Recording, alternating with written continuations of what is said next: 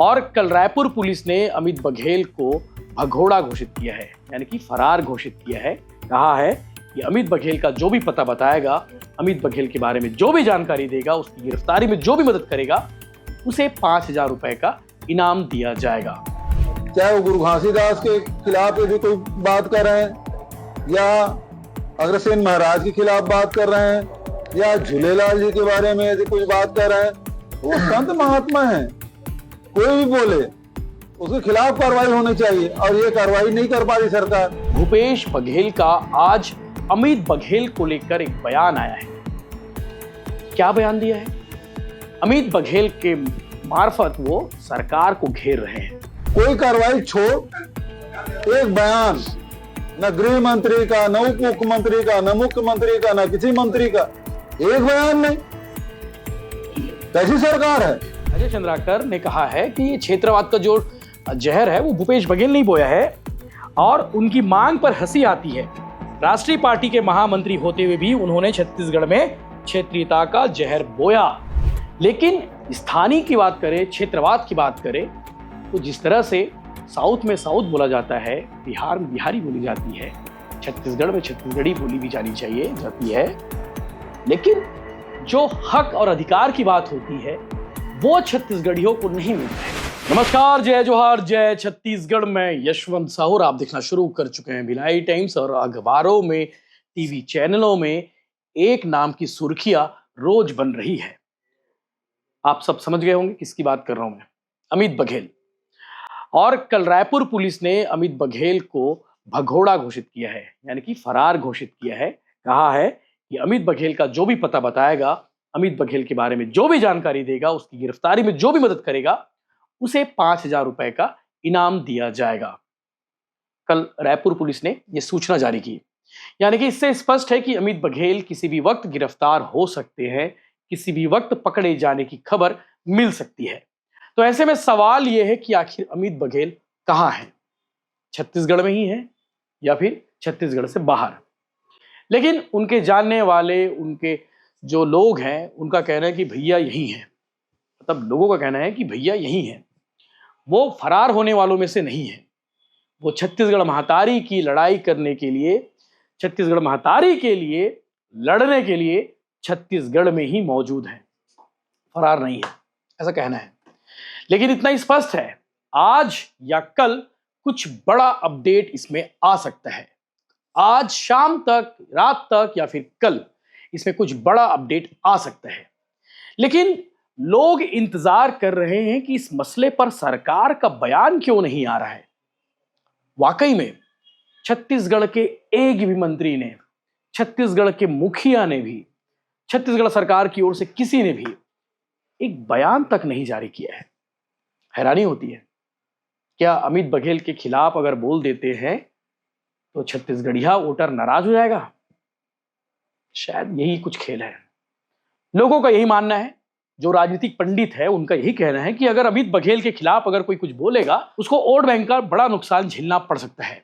क्योंकि अमित बघेल का जो मुद्दा है, अमित बघेल वही उठा रहे हैं जो महाराष्ट्र में राज ठाकरे उठाते हैं, लोकलवाद, स्थानीयवाद। अमित बघेल भी लोकलवाद और छत्तीसगढ़ियावाद पर बात कर रहे हैं। एक करंट तो फैला है, लोगों के अंदर एक करंट तो आया है अमित बघेल के बयान से। यह बात अलग है कि अमित बघेल ने जो कहा, अमित बघेल ने जो आराध्य देवों का अपमान किया, वो गलत है, लेकिन उसकी सजा उसे कोर्ट से मिलेगी। एफआईआर तो हो गई है, प्रदेश भर के अलग अलग थानों में गिरफ्तारी भी हो जाएगी। गिरफ्तारी होने के बाद जेल भी जाना पड़ेगा, और जो सजा का प्रावधान है वो सजा मिली जाएगी। लेकिन अमित बघेल ने एक चिंगारी तो उठा दी है। अब देखने वाली बात यह है, ये चिंगारी कितनी भभकती है या फिर चिंगारी के रूप में ही खत्म हो जाती है। लोगों के अंदर एक करंट आ गया है कि छत्तीसगढ़ियावाद होना चाहिए। महाराष्ट्र मराठियों का है, बिहार बिहारियों का है, यूपी यूपी वालों का है। मतलब क्षेत्रवाद की बात कर रहा हूं। हालांकि देश हम सबका है, इस भारत देश में हम सबका अपना उतना ही अधिकार है जितना सभी लोगों का है।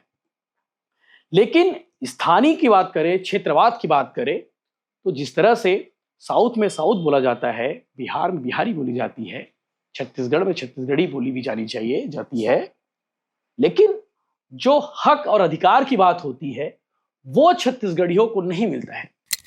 पिछले दिनों एक वीडियो आपने देखा होगा, विनोद पांडा नाम के एक आदमी ने बड़ी बड़ी बात की कि छत्तीसगढ़िया लोग दारू पीते हैं तो हम दारू बेचते हैं, हम फटाका फोड़ते हैं तो फटाका देखने आ जाते हैं, फोड़ने के लिए देखने आ जाते हैं, ऐसा वैसा बहुत सारी बातें की उसने भी कहा कि नक्सल मोर्चे पर छत्तीसगढ़िया लोग क्यों तैनात नहीं है। तो शायद भाई साहब के नॉलेज कम है, उस विनोद पांडा का नॉलेज कम है।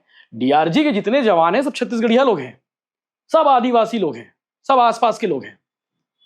वो लोग हैं जो छत्तीसगढ़ को भली भांति समझते हैं, जंगल को भली भांति समझते हैं, पहाड़ को भली भांति समझते हैं। तो आज मैं अपडेट देता हूं फटाफट बिना देरी करे, क्योंकि बातें करूंगा बहुत लंबी लंबी बातें हो जाएगी। लेकिन हाँ, आपको भी शायद ये लग रहा होगा कि ये करंट तो आ गया है लोगों के अंदर में छत्तीसगढ़ियावाद को लेकर। छत्तीसगढ़ के पूर्व मुख्यमंत्री पाटन के विधायक भूपेश बघेल का आज अमित बघेल को लेकर एक बयान आया है। क्या बयान दिया है? अमित बघेल के मार्फत वो सरकार को घेर रहे हैं, कह रहे हैं कि सरकार के किसी मंत्री का बयान क्यों नहीं आया अब तक। वो पूछ रहे हैं छत्तीसगढ़ की भाजपा सरकार से कि इस पर चुप क्यों है आप, इस टॉपिक पर कार्रवाई करनी चाहिए थी। अगर अमित बघेल ने संत महात्माओं का अपमान किया है तो कार्रवाई करनी चाहिए थी, कार्रवाई क्यों नहीं की जा रही है? संत महात्मा सबके हैं, सबके संत हैं, सबके महान संत है वो, चाहे गुरु घासीदास बाबा जी हो, चाहे छत्तीसगढ़ महतारी हो, अग्रसेन महाराज जी हो, झूलेलाल जी हो, सबके अपने अपने आराध्य हैं, सब एक दूसरे के आराध्य को मानते हैं। अपमान करने का अधिकार किसी को नहीं है, एकदम स्पष्ट है, कोई भी हो। भूपेश बघेल ने पूछा है सरकार से कि इस पर कार्रवाई क्या की जा रही है। उन्होंने कह दिया कि सरकार खुद इन सब चीजों को बढ़ावा दे रही है। भूपेश बघेल की बाइट आप सुनेंगे आगे, बयान कार्यक्रम के दौरान पत्रकारों ने उनसे पूछा है। तो भूपेश बघेल ने भी पूछा है पत्रकारों से कि आप लोग मंत्रियों से सवाल क्यों नहीं करते भाई इस टॉपिक पर। वाकई में अभी जब से एपिसोड शुरू हुआ है मेरा किसी मंत्री से सामना नहीं हुआ है, वरना इस सवाल पर तो मैं ही सबसे पहले जवाब ले लेता। लेकिन जिन पत्रकार साथियों की मुलाकात मंत्रियों से हो रही है, वाकई में उनसे एक सवाल तो करना चाहिए। अमित बघेल एपिसोड पर सरकार का स्टैंड क्या है, सरकार का कार्रवाई क्या कर रही है, ये पूछना चाहिए। भूपेश बघेल ने साथ ही साथ ये भी कह दिया है कि अमित बघेल का जो बैकग्राउंड है वो क्या है। अमित बघेल पहले भाजपा में नेता थे, बताते हैं कि प्रवक्ता वगैरह भी थे, और ये भी बताते हैं कि पूर्व विधायक देवजी भाई पटेल के साथ ही रहे हैं। भूपेश बघेल का कहना है। अब इस टॉपिक पर अजय चंद्राकर भी कूद गए हैं, सरकार की ओर से बोलने के लिए आ गए हैं। पूर्व मंत्री हैं, धमतरी जिले के कुरुद सीट से विधायक हैं।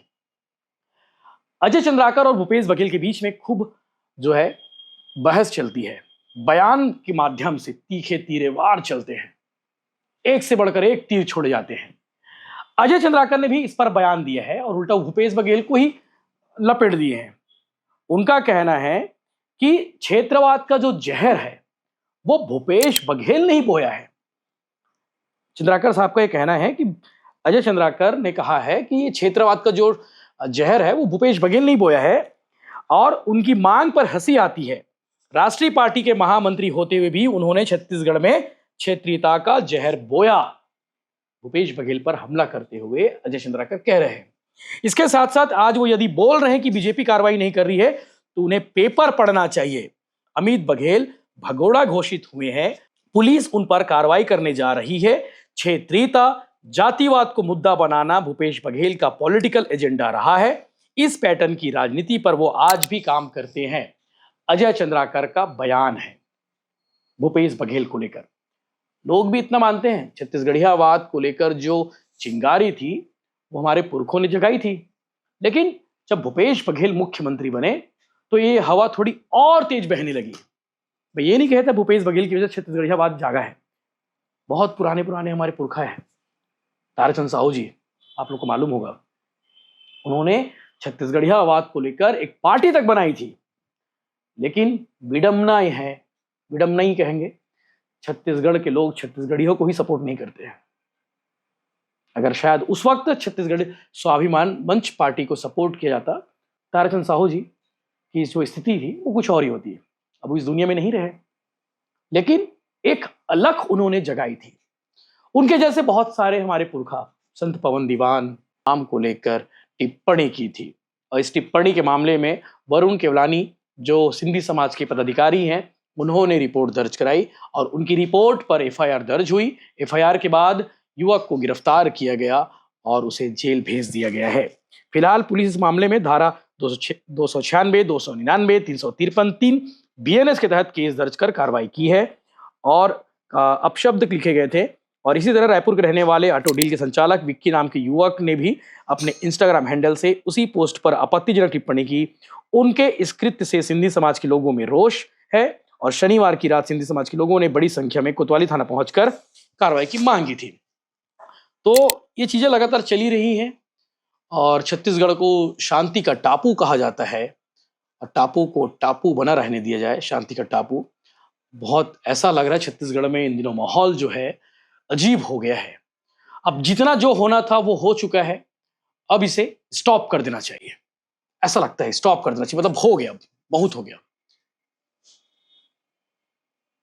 सबको बोल रहा हूं मैं, थोड़ा सा अब ज्यादा हो गया है। कोई भी कुछ भी बयान दे रहा है, वहां दोनों साइड से बयानें हो रही है, कोई भी हो, दोनों साइड से बयानें हो रही है। अब इसे स्टॉप कर देना चाहिए और सरकार को बिना देरी के इस पर हस्तक्षेप करना चाहिए। एक शांति वार्ता करनी चाहिए, दोनों पक्षों को बुलाना जाना चाहिए और एक बार बैठ के बात करनी चाहिए कि भाई अब क्लियर करो, खत्म करो, बहुत हो गया। लगातार लोगों की ओर से डिमांड आ रही है कि भैया इस पर कुछ बोलना चाहिए। जितना होना था, जितना हो चुका है, अब और आगे नहीं बढ़ना चाहिए। देश भर में छत्तीसगढ़ को लेकर एक अजीब सा माहौल क्रिएट किया जा रहा है। आप सबसे अनुरोध है, अपील है कि सोशल मीडिया में टिप्पणी करने से पहले बचे। किसी भी पक्ष का बात करो, कोई भी समाज का हो, कोई भी लोग हो, टिप्पणी करने से पहले बचे। आपके खिलाफ भी कार्रवाई हो सकती है, जिस तरह से इन दोनों लड़कों के खिलाफ में कार्रवाई हुई है। जय हिंद। तो छत्तीसगढ़ियावाद को लेकर के एक विवाद चल रहा है।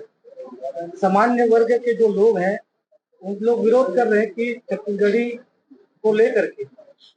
देखिए, एक चीज है, कानून व्यवस्था यदि ठीक से संचालित नहीं करेंगे तो स्थिति ये बनेगी। कोई भी महापुरुष हो, किसी भी धर्म का महापुरुष हो, उसके खिलाफ यदि कोई बात आप बोल रहे हैं तो वो आप पूरे छत्तीसगढ़ का अपमान कर रहे हैं। चाहे वो गुरु घासीदास के खिलाफ यदि कोई बात कर रहे हैं, या अग्रसेन महाराज के खिलाफ बात कर रहे हैं, या झूलेलाल जी के बारे में यदि कुछ बात कर रहे हैं, वो संत महात्मा है। कोई भी बोले उसके खिलाफ कार्रवाई होनी चाहिए, और ये कार्रवाई नहीं कर पा रही सरकार। एक बयान आप मुझसे पूछ रहे हैं, इन मंत्रियों से क्यों नहीं पूछते आप? एक बयान भी आए इसके बाद, चाहे किसी ने भी बयान दिया हो, कोई कार्रवाई छोड़ एक बयान, न गृह मंत्री का, न उप मुख्यमंत्री का, न मुख्यमंत्री का, न किसी मंत्री का, एक बयान नहीं। कैसी सरकार है सर, वो ब्याजखोर ये? इसका मतलब ये है कि ये सरकार खुद ही जातियों में, समाज में विभाजन पैदा करना चाहती है, इसलिए सरकार मौन है। ब्याजखोर तोमर जो है उसका तो जुलूस निकाल दिए, लेकिन आपत्तिजनक जो सांप्रदायिक टिप्पणी कर रहे हैं और यहाँ की समरसता को छत्तीसगढ़ के खिलाफ कर रहे हैं, उस पे एक्शन लेने में इनको क्या मजबूरी है? इसका मतलब ये है सरकार खुद ही इसको बढ़ावा दे रही है, ताकि समाज में जो दूसरे समस्या है, खाद के, बीज के, दवाई की, बिजली की, पढ़ाई की, इलाज की, ये जितनी समस्याएं हैं, विकास पूरा ठप है 2 साल से। कहीं 1 किलोमीटर सड़क नहीं बना है, अभी कहीं मनरेगा में कोई काम नहीं हुआ है, पंचायत वाले जितने सरपंच हैं वो खाली बैठे हैं, जितने नगरीय निकाय में जीते हैं वो खाली बैठे हैं। कोई काम न शहर में, न गांव में, न विकास कार्य हो रहा है, न कानून व्यवस्था किसी की ठीक नहीं है। ये इन सब बातों से ध्यान भटकाने के लिए ये खुद ही प्रायोजित करवा रहे हैं। अब देख रहे वो कौन किससे जुड़े हुए हैं। यदि अमित बघेल की बात करें तो देवजी पटेल का साथी रहा है वो,